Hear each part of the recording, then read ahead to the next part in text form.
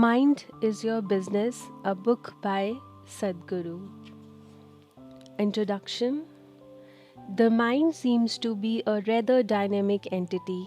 Its mysterious working has cast a spell on scientists, spiritual seekers, and even poets and novelists.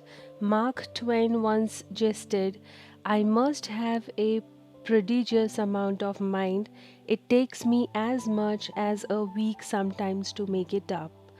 Though we freely use such terms as "never mind" and "mind you," most of us still have a rather ambiguous idea of what the mind really is.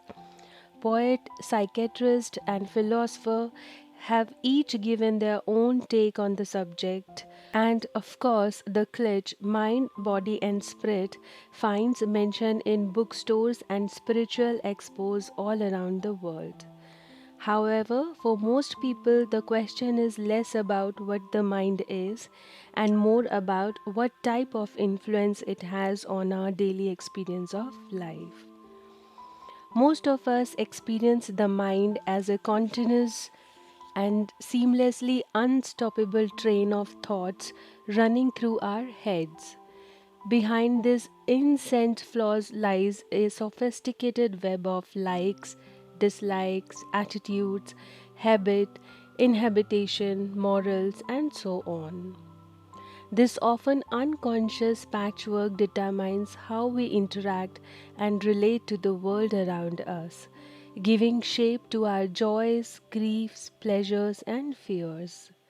Few indeed have the perceptions and depth to see the enigmatic strings which bind this mind into a seamlessly solid structure. Fewer are those who find ways to articulate it.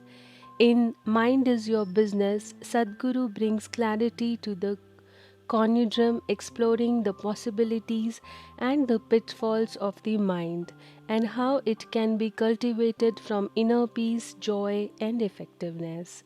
Compiled from a variety of discourages, this volume waves together questions posed by seekers over the years, from the probing inquiries of hardened skeptics to the exasperated peals of ardent seekers.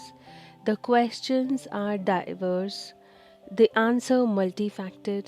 Addressing the question's innate urge to know, Sadhguru answers more than the questions posed.